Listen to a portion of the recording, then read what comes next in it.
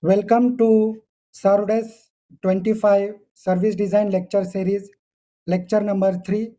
Today's title is Digital Transformation through Service Design. And we are fortunate that we have a very esteemed speaker today, Professor Satu. She is a professor of service design and dean of the Faculty of Art and Design at the University of Lapland in Finland. She has been in this position since 2018. She has written various books on service design and as shown here. So they are very popular and provides the very in-depth view about the service design and the allied fields.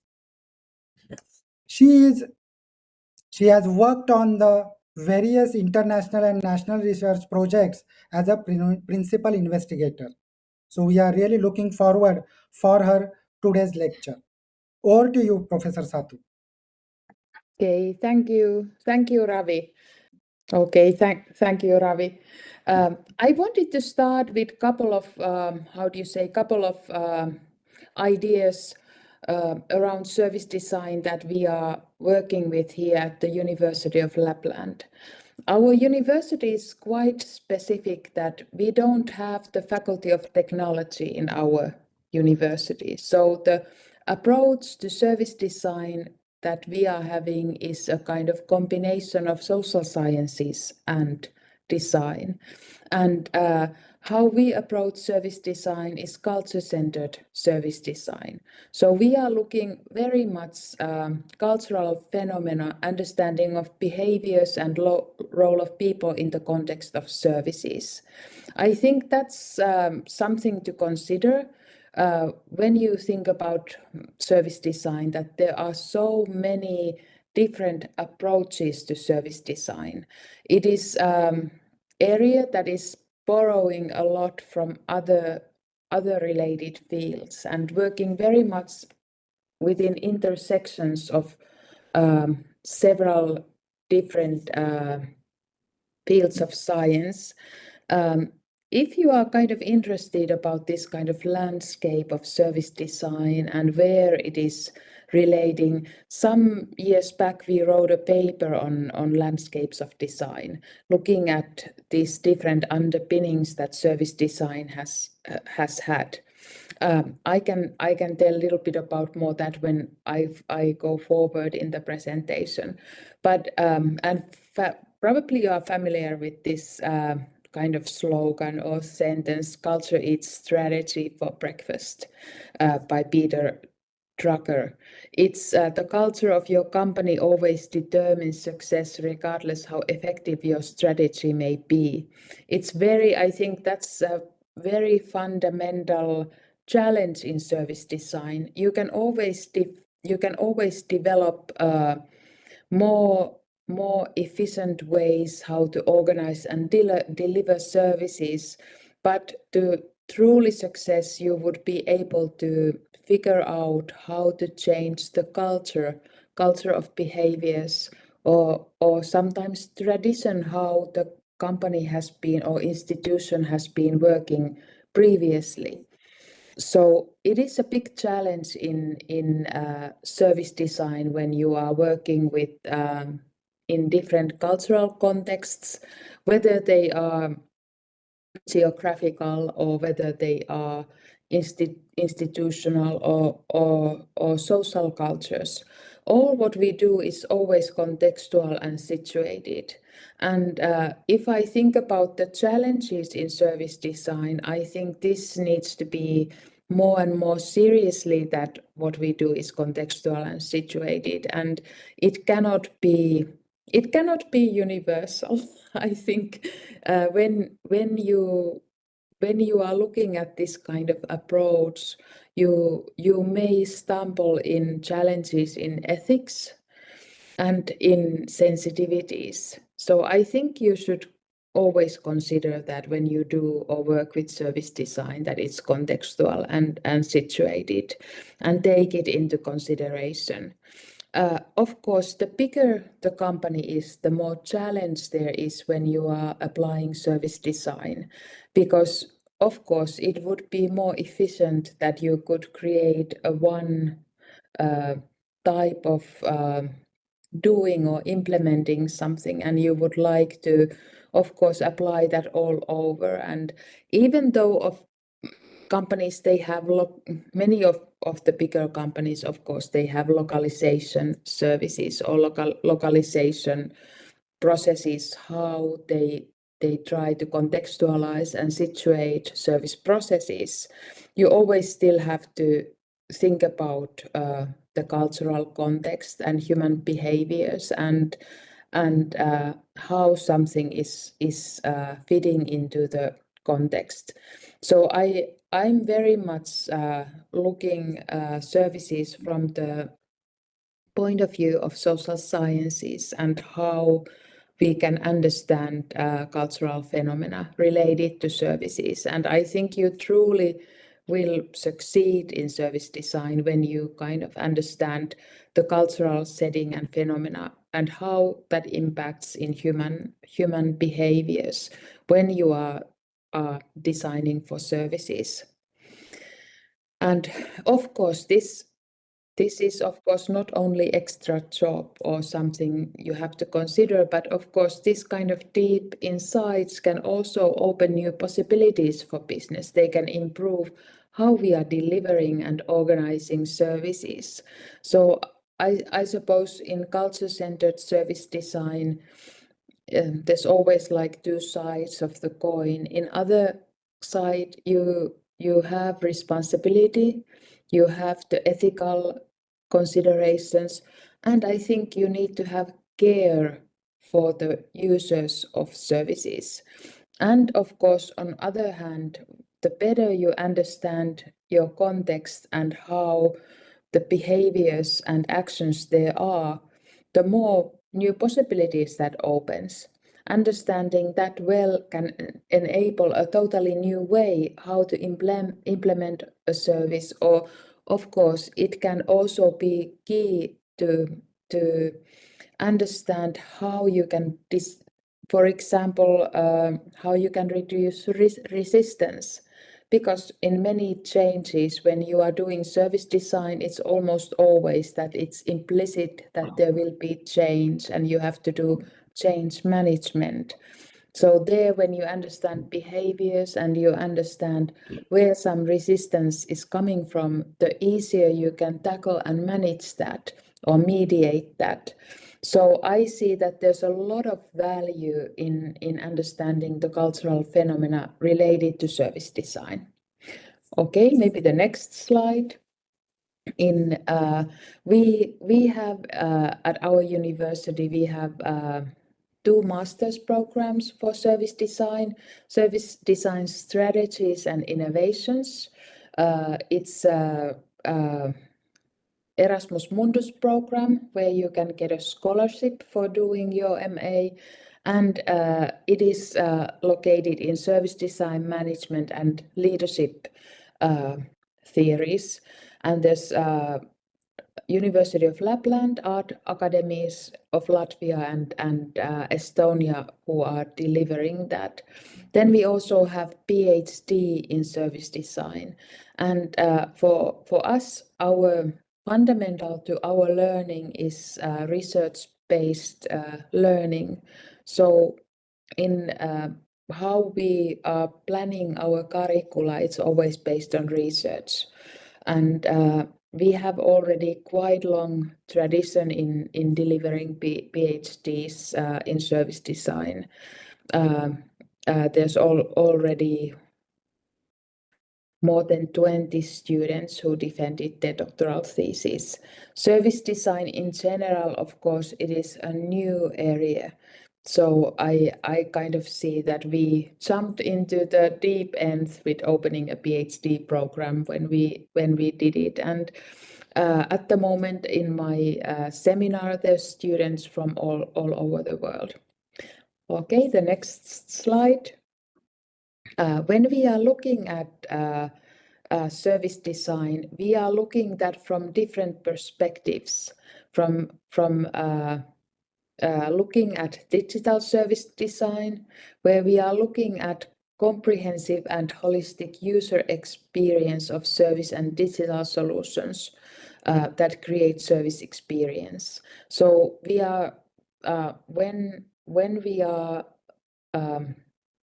teaching service design or doing service design research, we always have this kind of at least three different aspects. Then we have story-based service design, introducing ideas, benefits, methods, and practices of storytelling in service design projects. As many of you are already familiar for service design, creating narratives and stories as a way how to deliver services and increase value of services is very fundamental to service design. Then we are looking at spatial orientated service design as when you are implementing services and delivering services, also the physical touch points are important. So we are also looking at how the service is delivered in different spaces, in physical spaces. How, for example, one huge design task is the people flow, and that happens in physical settings. So we have different approaches. On top of these three, we are also looking at strategic service design and how service design is embedded in the management structures of companies. There's like at least 4 different approaches how we are tackling the service design, and all of them have a little bit different methodologies and specific tools that can help you when you are developing services. So for us, it's kind of important to understand from which perspective you are looking at. Then we have a service design research group where we are doing a lot of interdisciplinary research around service design. And the researchers usually come from different settings. Some of them may have background in design research, but we have people also coming from marketing, IT. Then we have researchers also coming from care, from healthcare, for example. Several research looking healthcare and social services. And we are trying to look specifically questions of inclusion and equality. And this includes, of course, sensitive and conflicted issues. That is what is interesting to us. And of course, we are located in the very north. Our university is located at the Arctic Circle. So we have specific challenges up north. We have indigenous people located in our geographical setting. We have a lot of conflicted issues when developing services. We have mining and tourism. Those interests are many times conflicting. And I kind of see that service design can be also something that is mediating those conflicted issues and figuring out how to create inclusion and how to create dialogue, address challenges related to these services. Specific area that we work with is also the delivery of services, because we have very sparse population. We have very few people in huge geographical area, and then because we come from Finland, from Scandinavia.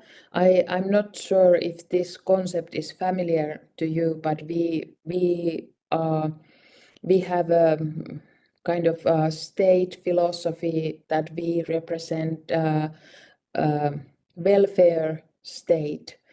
That means that we are our law. We legally need to offer services, certain set of services to all our citizens. So that means that our cities and communities are obliged by the law to give minimum minimum level of care to each and everyone.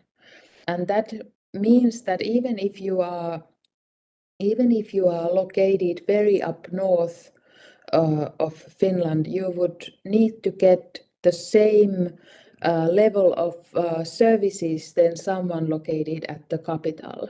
And of course, this means a lot of challenges when you are designing for services, when you are figuring out ways how you can deliver those services.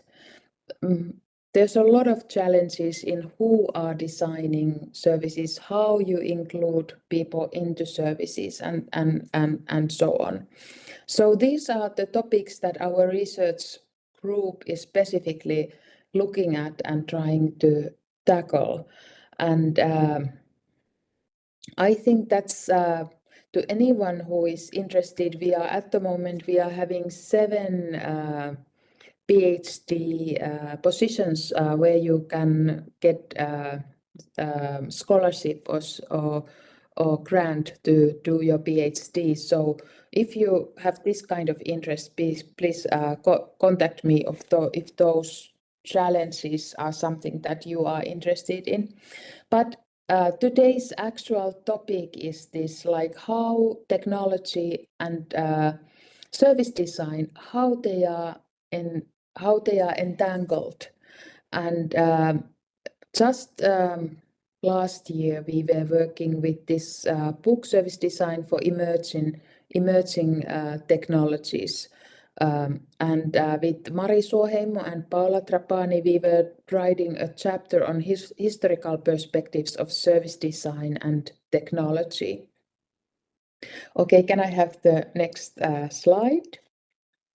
Okay, here, if you are looking at, like how technology and service design, how they meet each other's, or what is the relationship with them, I think you need to go back to service design histories. And if you think the start of the service design, it was focusing very much on those tools, helping analyze the service experience, service journey, touch points, and blueprints.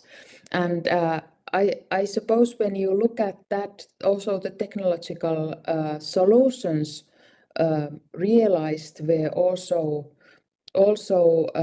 looking at those tools and how to understand more, how to document more, how to understand more of those service experiences that the users were using and experiencing.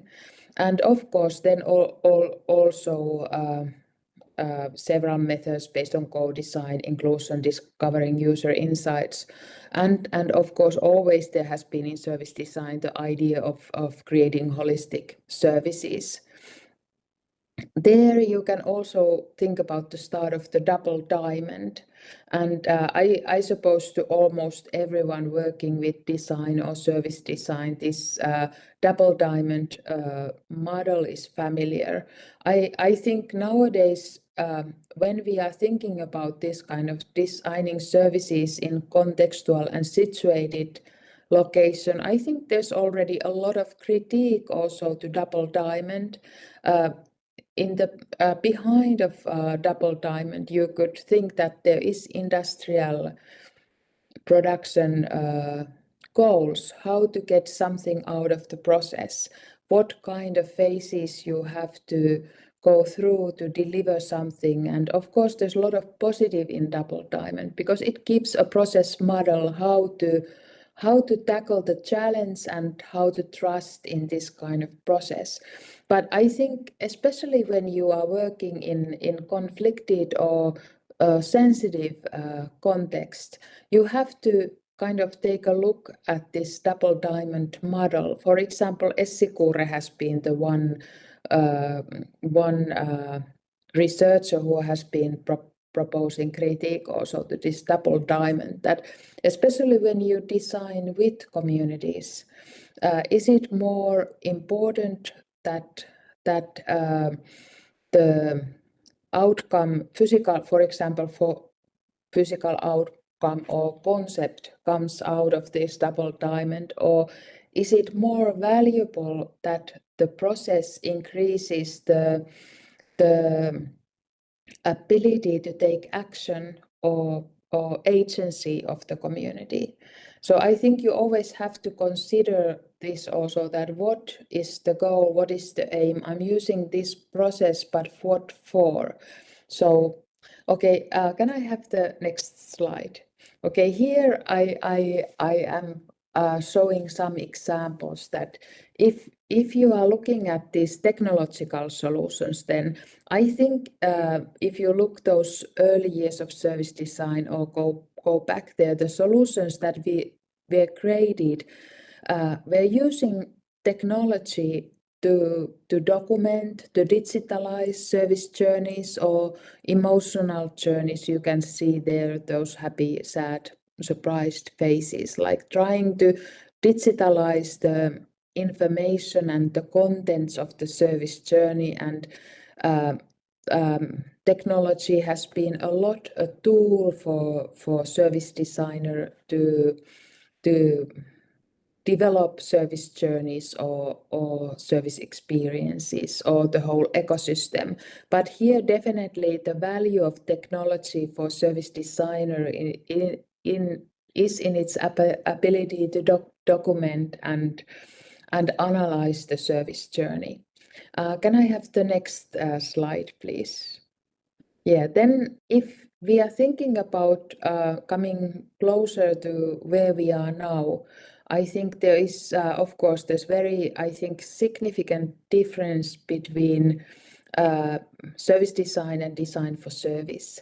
And when you are looking this kind of, like service design, I think it has more operative view. Of course, there's the user insight engagement during the process, but when you are discussing design for services, then you can also highlight the value of co-creation during the consumption of service. And I suppose this has gained a lot of popularity, this kind of design for services view. And of course, this also highlights these connections between specific service contexts, resources, and service dominant logic. So if you are thinking about, like these different underpinnings, I think this design for services, of course, it goes to the having a very close relationship with marketing theories and how to increase value. And of course, when you look specifically at resources, you can also understand that it is looking at also business models and what are the resources needed for different kind of business models, and that also enables you to create more value. And I think the technology that is kind of underpinned for this kind of service design, where you are looking at design for services and how to create value, are a little bit different when you are looking at service design where you have more operative view. Of course, now if you would think that where does design for services involve or how it develops, then I would go to service ecosystem design, where you are already thinking about value networks and what are needed to create these more complex networks where you can create value. And I would say that when you are looking at service ecosystem design, you are looking at even more holistic services, and you are already looking at levels like how to produce healthcare services for city. What is the national service infrastructure? So I think that also the complexity to which kind of problems our service designers are tackling, it has been exponential almost. Like if you think about those, like looking at service journeys, maybe looking at how some companies are collaborating to produce services into whole state ecosystem of service delivery. So I think the service designers nowadays are tackling with much more complex problems what they used to be. And of course, there also the technologies that you work with are different and the tools are a bit different. Okay, can I have the next slide? So in our university, we have been working with Syncholab, which is a service prototyping laboratory, and it was already initiated in 2009, but it has been also the technologies that we use. They have been developing a lot, and in this our lab environment, of course, we can concretize service journeys, service moments, touch points, which is related to service design. But also we are using a lot of technologies to enable us to look at service ecosystems and concretize these kind of ways how we are creating networks that create value, or how we can change the whole ecosystem. For example, at the moment, I think all over European Union, we are looking at how how we can create sustainable development, how we can generate more sustainable solutions, and those we have to always look already from ecosystem level, because these are not only related to something that individual companies or service journeys produce, but we have to understand quite well how the ecosystem works. Now, I'm not sure, of course, we have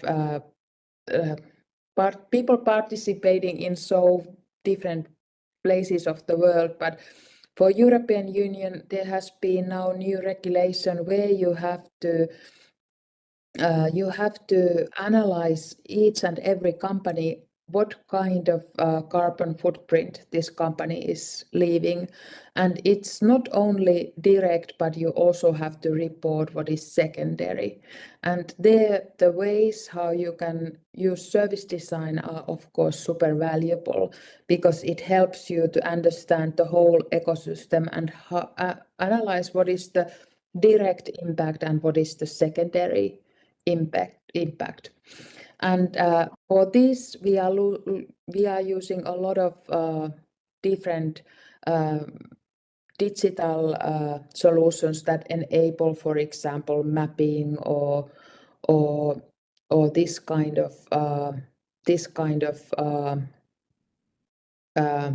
how to say different kind of, for example, mapping practices, and how you can already look at interactions within service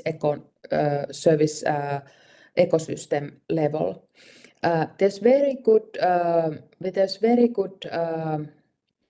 doctoral thesis by Linus Schaaf that I would recommend if you are interested looking at this kind of technological solution.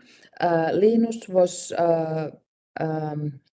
applying this Syncholab framework in Volkswagen and developed 10x Lab at Volkswagen.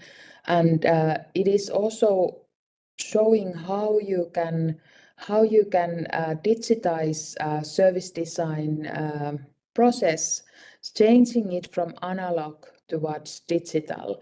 A benefit of using, of course, this kind of digital environment for service design enables that whatever is coming out of the system and what is worked within the process is in digital format, and you can of course share that with the team that you are working with. So it takes way of working with paper, but you would create already when you are working with your team, you would have digital post-its, digital prototypes, digital demos. I think this is also something that relates strongly with service design and the use of technology, the different outcomes that you are coming out when you work with this service design. You can come out with concepts, you can come out proof of concepts, you can create demos.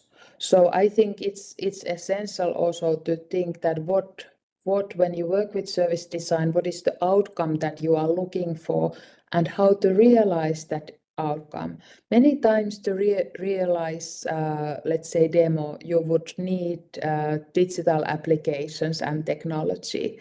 So I think this is when you are looking at digital transformation through service design, definitely the ways how you can deliver outcomes and what kind of technologies you can create there, and understanding what is the level of outcome that you are wanting to achieve in service design process, because this is also, I think, something that should be somehow it should be somehow decided that when you work, let's say you have a workshop, what you want to achieve in service design workshop. Do you want to inform? Do you want to agree? Do you want to get decisions out of that workshop? Or are you already looking at, okay, we need to create a concept? Of course, to make proof of concepts and box, you would need process more than one workshop. And in the process, you tend to have a lot of workshops. This our single app. In the upper row, you can see how to say historical pictures. We also share online information if someone is interested setting up this kind of service prototyping lab. You can create that very easily. You know, it does not. The first version would not need huge investment, but you would use what you can, what you have at your organization. But of course, the lower row, those pictures are from Volkswagen Tenex Lab. The more digitalized it get, of course, the more investment you would get, and of course, you know, like the ability to document and archive is huge. Technology can be used for that you document, archive, and share, which is, of course, it's a tremendous help for the service design team. Okay, can I have the next slide, please? Then at the moment, we have taken some steps forward that in this kind of lab environment, a lot of interactive digital boards, that's one big element there. But now we have been starting to use immersive technologies that enable us immersiveness, and we are using LED technology where we can create services. We can use the whole LED wall, for example, with game engine, and there we can create immersive environments. I'm sharing here 2 links where we have been working with company called Vetteri, that is offering car maintenance services for different options. There we are investigating how AI can in future, what kind of services it could offer. And this virtual production stage enables us to immerse something which is made with game engine and is totally digital, but then it helps us to immerse that with the physical enactment, with physical role play. So in this kind of role play, you can use elements that are totally digital and created with the game engine.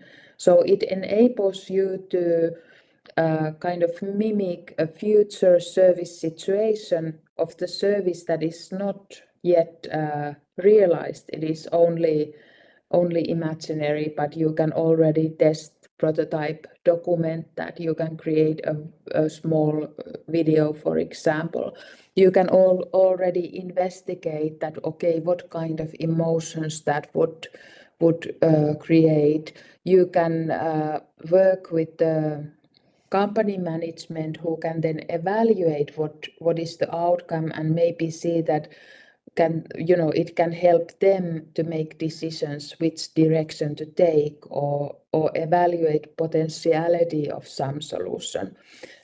In those links, there's two different videos of two different scenes. In this first one, you have a elderly person using AI services for mobilities, and in the second one you have the accident and how the first response works in this accident situation and how can AI play a role there. So I think this is extremely interesting, and this service prototyping lab, it was accepted as a part of our national research infrastructure. So we are now getting more funding to develop this technology, and of course I'm super proud of that achievement, because it's very hard to get into this to be part of national research infrastructure, and that of course enables us with more funding for research, which is great. Okay, can I have the next slide?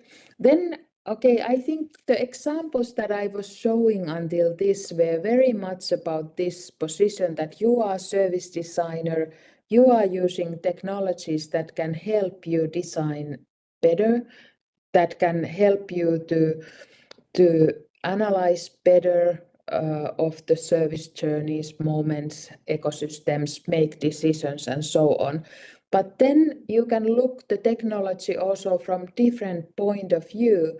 You can look at the technology, what kind of services and how to produce and deliver services. When you are looking at cloud computing, you are looking remote servers around the globe hooked up together to operate as a single ecosystem, and that helps you to create different kind of business applications and models, and or whether it is this cloud computing, or of course there's also like infrastructure of infrastructure as a service that provides storage, network, servers, virtualization, and it can even extend. And of course, when you can have all these options, it enables of course you to use and buy them. So it can again help developing different kind of business models. Of course, now when I'm thinking about the role of service designer, I don't know how in depth you would need to understand the operation of all of these different as a service options, but at least you have to understand some of that, because that can help when you are service designing in specific context. It can help you to understand how reply the how questions, how the services are delivered and what kind of business models are available. So I'm thinking, of course, like when you think about service designer and this role of technology, as service designers, I think we have many different kind of strengths. Like some of us are better in facilitation and social interaction. Maybe some of us are better working with technology and understanding how to use it. So I'm thinking that none of us can be this wonder person who can everything. So I think how you create teams in service design is very important to understand what kind of people and what kind of skill sets you put together to create best possible team for different things.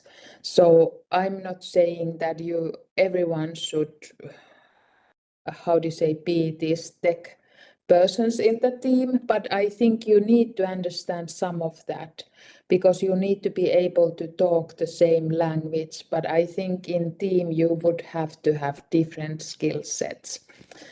Okay, and then the next slide.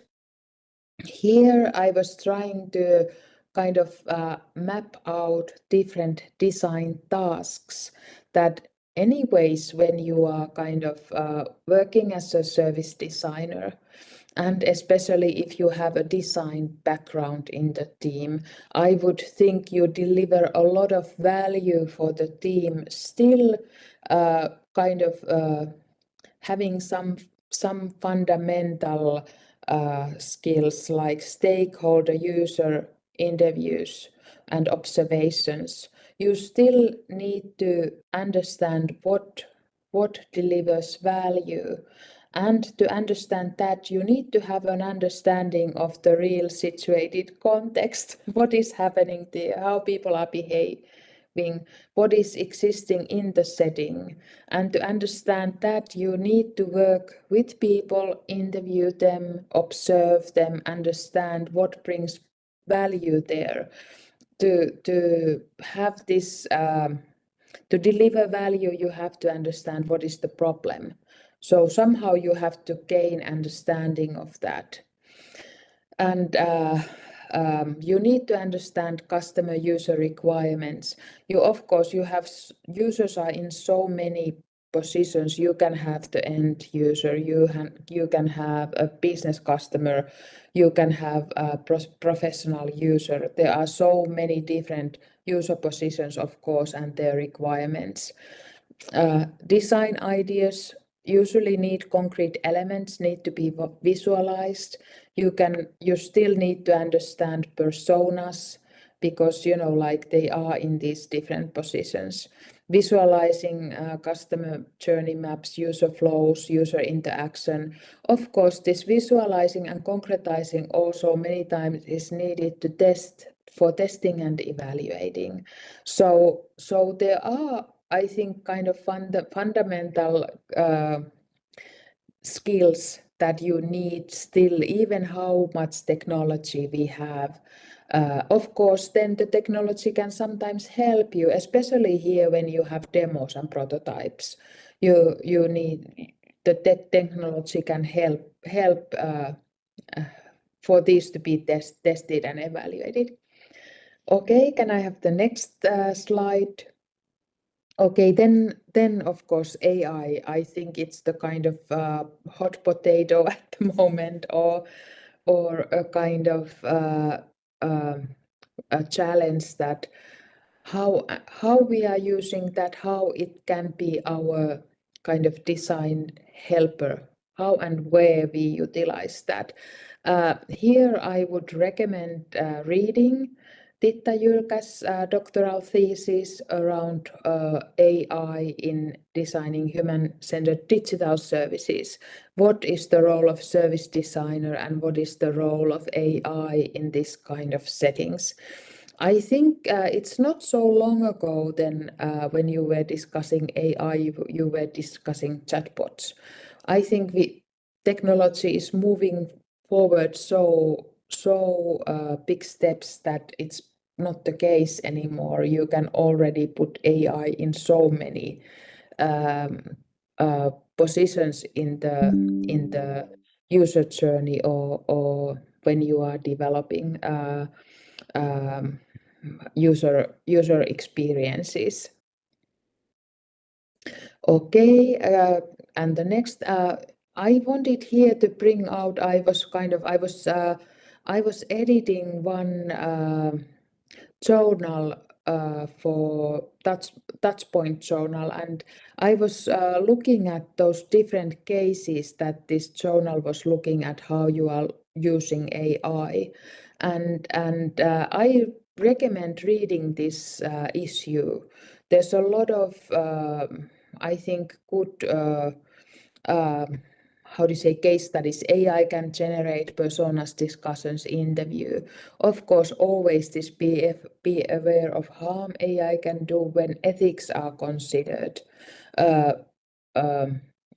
AI helping improve our knowledge and awareness of user groups, not replacing them. You need to have a good knowledge management, taking blueprinting to next level. Can AI help in digital equity and inclusion? Service designers need to be informed of AI. AI transforming care. So there's a lot of good case studies to see what AI can do in practice. How you can benefit from AI. I think then I have last one. I think these are what we all should think about. What do you think about designers' role in era of AI? I think we all need to think about our relationship with AI, how we are using that. I suppose I don't think if we can anymore, how do you say, choose if we want to use it or not. I think we need to learn to use it. More simple and mundane jobs will be done by AI. Already now you can see designer layoffs in US. I was having a interview with Surya Vanka, who is in American International Association of Designers, ISDA, maybe it's the abbreviation, but how do you say, like someone who has worked a long time in design and industry. So there was last year huge layoffs. The most easiest jobs are taken by AI. So I think this is something, of course, it's a little bit negative, but I think this may be reality, so you have to be prepared for that. Should designer rather think ahead and be more strategic than keep up with AI? I suppose, like it's impossible. Or maybe it's a question, is it impossible to beat a machine? So maybe you need to be more strategic. I suppose human ability and understanding is still more extensive, and the ability to be strategic. So I suppose that's an important skill set. How would you see AI influencing on design depending on the position of designer, operative, tactic, strategic, in which level designer is working? I don't have answers to these questions, but I'm somehow thinking that maybe it's a set of questions we need to think maybe in relation to AI, but in this kind of technology transformation in general. So I think those are the kind of important questions for all of us. So thank you.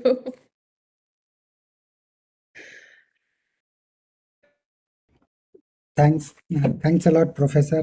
It was really interesting and value adding. Yeah. Over to you, Shivani, to Yeah. take the Q&A. Yeah.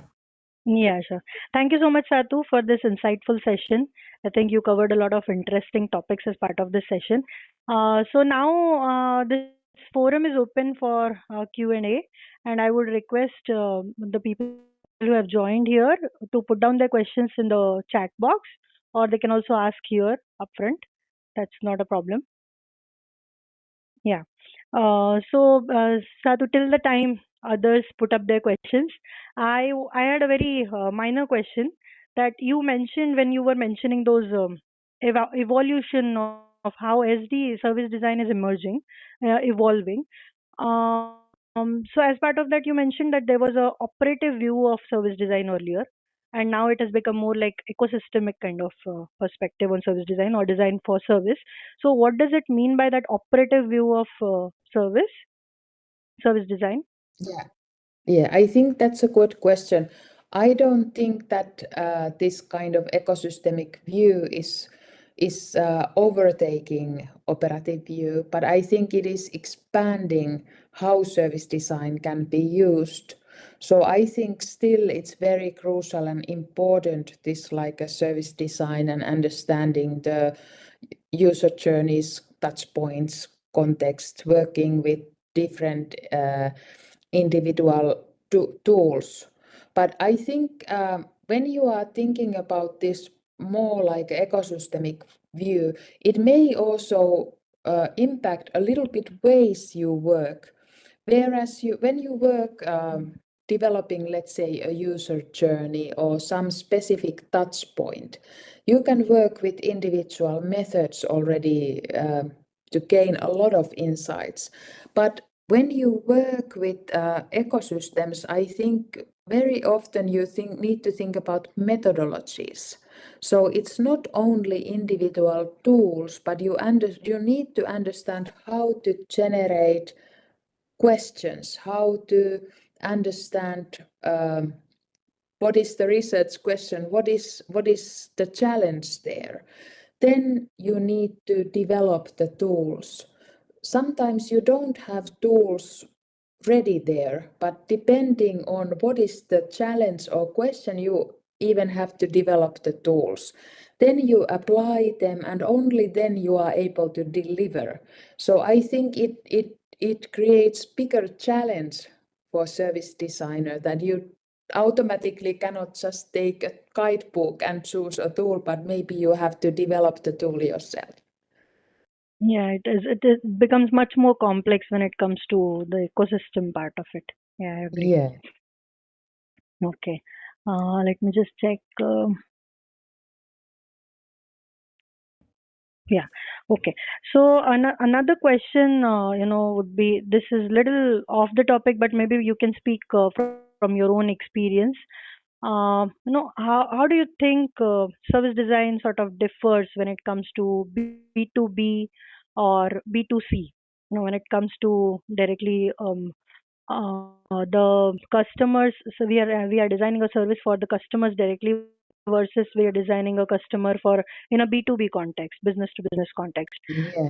Do Yeah. you yeah, yeah, please go ahead. Yeah, I think that's a really good question, because like I somehow think that when you are working with this kind of uh, service design to see, I think then you are working very often in this operative setting. But when you are working with business to business, I think there's a lot of question about design for services and value co-creation. And business models. So I think there's a little bit differences, how do you say, like depending on the setting where you are working with service design. And I think definitely when you work with B2B, you need to be very understanding how the service and the business model is created.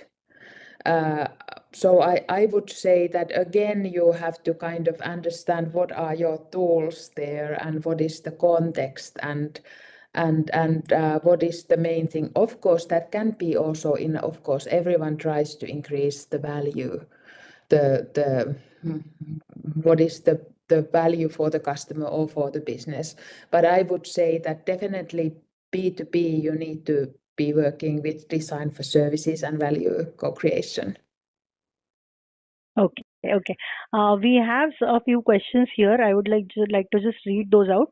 So Soma has asked a question: what are, according to you, the areas in current time where service design aided by AI can easily be incorporated and have a great ROI?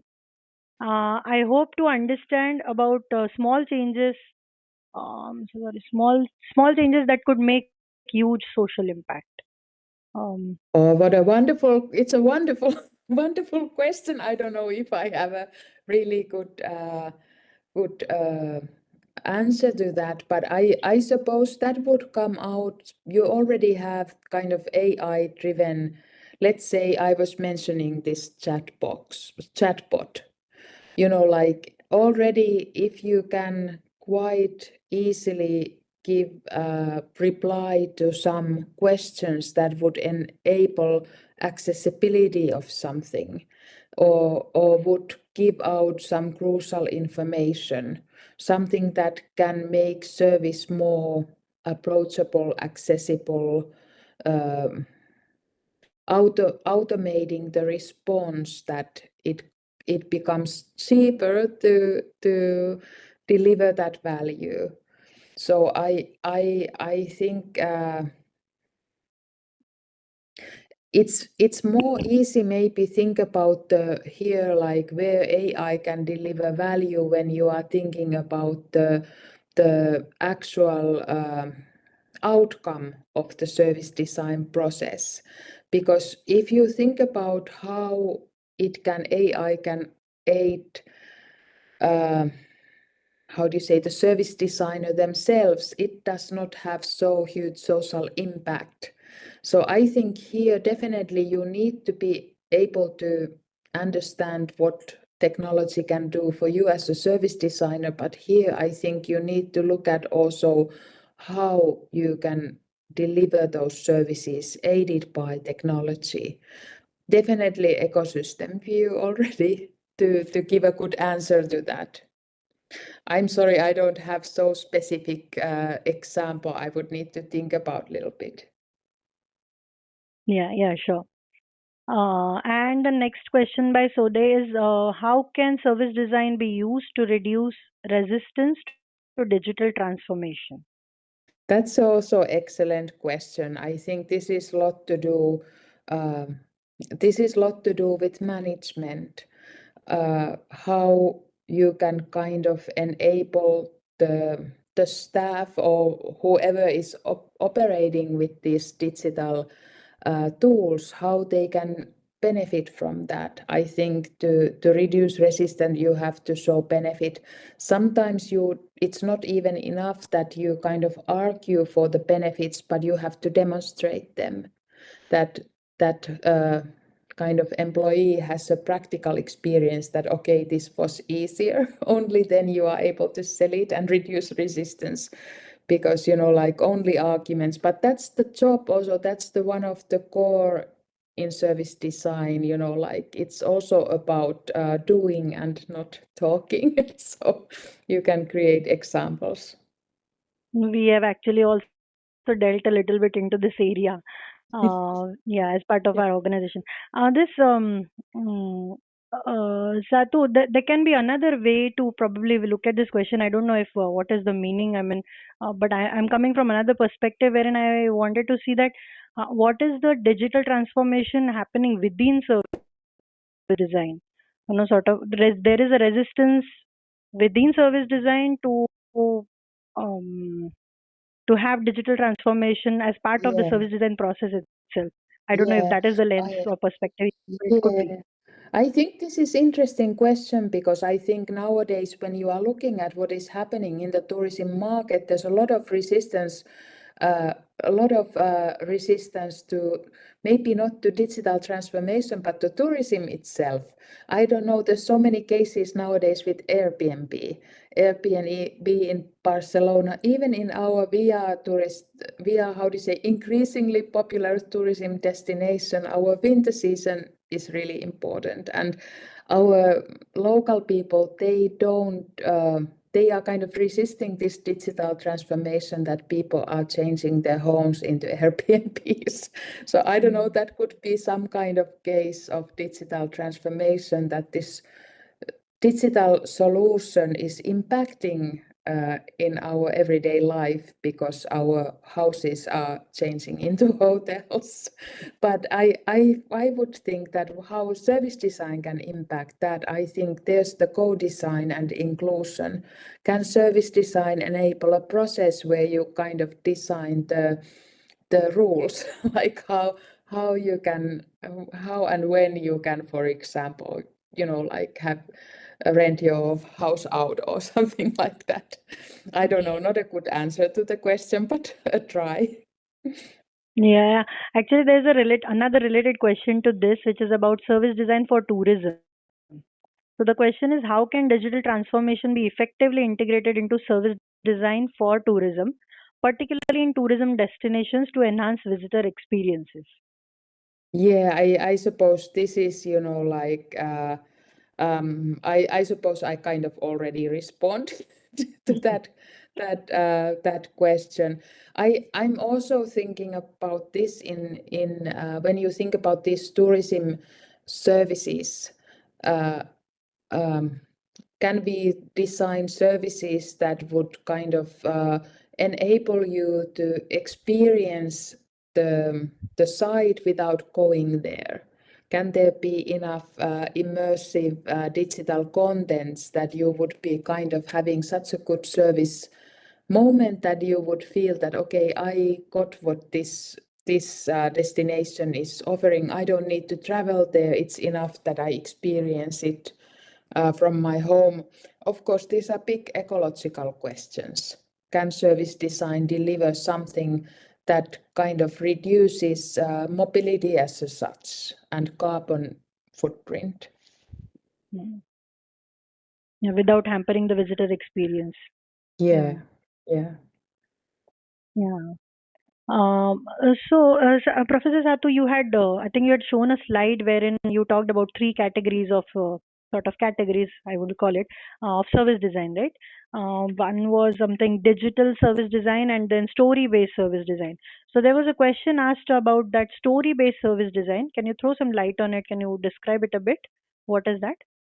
Yeah, like story-based service design is something where the narratives, the stories have a big value on how to say, they have a big role in increasing value of the service experience. And they are something where, for example, you might experience what is called service envy. Some service is so loaded with this content of a story that you want to experience that yourself. I think this is very typical for services which are kind of hedonistic, that especially, of course, tourism. Someone shares a great story, how they visited the Santa, saw the Northern Lights, and went to a husky ride, or then you experienced something done extremely well for yourself. You were feeling extremely happy about something that someone did to you, that you enjoyed a service gesture that made you feel well. Many times this kind of service, story-based service design is something where the value of person-to-person service interaction is in a big role. And maybe not so much with this kind of digital apps or something like that, but where you have kind of whole set of old-fashioned services where you have a lot of person-to-person interaction. So there, this kind of social interaction and sharing through storytelling is important.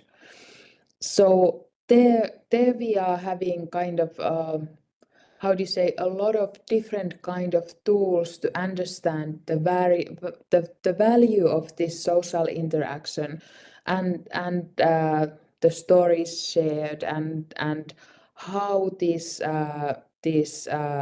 how the world is described through words. So it's a one type of services. Of course, this can be also enhanced by digital layer. So you can even, increase the value through some digital layers that you add into that kind of services. I don't know if I explained this well, but this kind of approach. Yeah, yeah. There are loads of questions now I can see. So another question, Professor Satu, was that there are now many related emerging areas like transition design, transformation design, inclusive design, and product service system design. So, in all these, among all these related areas, what do you think that what is the original value or the unique value that service design brings in? I think, like when you are delivering services, sometimes, like somehow I think many of you have seen this kind of visualization of design where you have a prism, you have design entering the prism, and then you have those different types of design. So I'm kind of thinking that when you are kind of delivering value and you have a problem, like you need to choose the best approach to solve that problem to deliver value. So for me, it's more important that I understand the problem, that I can create the solution and deliver value. I like this kind of approach. So for me, it's not so, like fixed that how you call it or what kind of approach of design you use it, but very important is that you understand the problem and you choose the right tool that can benefit solving this problem, that you can create a solution. So I'm not somehow, like I would not create a kind of value system where I say that, okay, service design is here at the top, and then you have the kind of hierarchy. I think the most important thing is that you understand differences between different approaches and choose the right one that can fix your problem. Perfect. Yeah. There's another interesting question here. So this is about in service design. Usually there are multiple stakeholders who are involved, right? Today's complex services, and how are you? The question is, are you able to equally empathize with all the stakeholders as well as your users, and be able to solve the problem of all of them at once? And what works best for practicing empathy in service design? Okay, that's a big question also. Very important one. I think, like there again, you need to go into the problem, like what is the problem that you are fixing? And of course, who's paying the bill? Like I suppose that's also relevant, that to whom you are working for, that, like that Mm. needs to be prioritized. So, I don't think you can fix everybody's problem. Usually, like you have a set of days or time that you can kind of invest. And within that time scale, you have to create this solution or get the information or create the concept. So I think you have to learn to prioritize, and it would be wonderful, of course, if you can fix several problems at one time. I think that's wonderful if you can do that, but it's still quite important in that setting to understand how to prioritize and what to choose.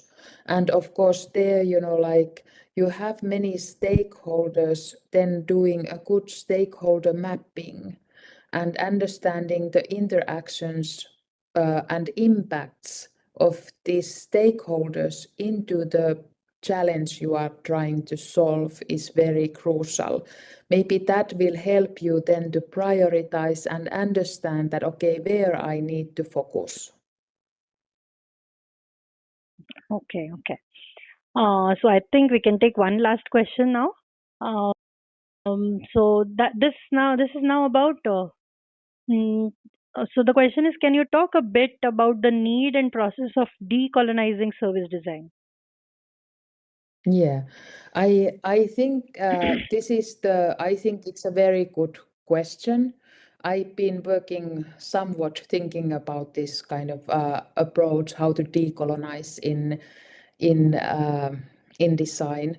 I would lay a lot of critique us in service design because like the perspective that I'm of course like I'm situated here in in Finland, um, in a welfare state. The way how I even see the possibilities and options, they are coming from very privileged view.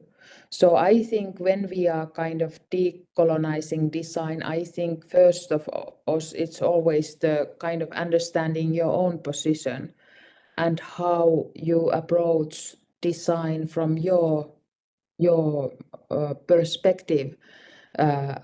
I can totally admit that my perspective is very privileged because of the setting where I was born and so on. So I have had all the possibilities. So I think to understand this like the global setting and kind of pluriversal view that the world how you see it is not necessarily the world how someone else is seeing that, and these two different versions of the world do exist at the same time because you may be privileged to something and someone else is not.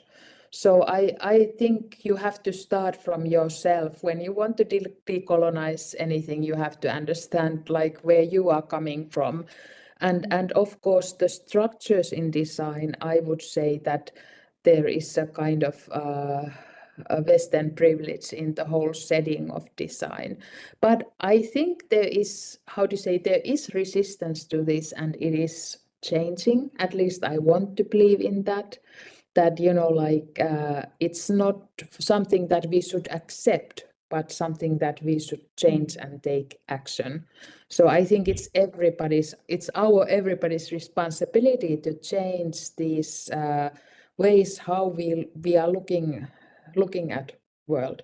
This is of course it's a huge discussion, but short answer to that. No. Thank you so much, Satu, for sharing your beautiful views.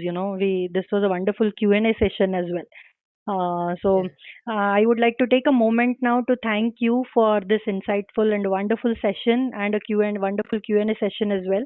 I think we got to know a lot from your session about how service design evolved, now how the role of service designers is sort of evolving, and a lot of things that are happening with the technologies now.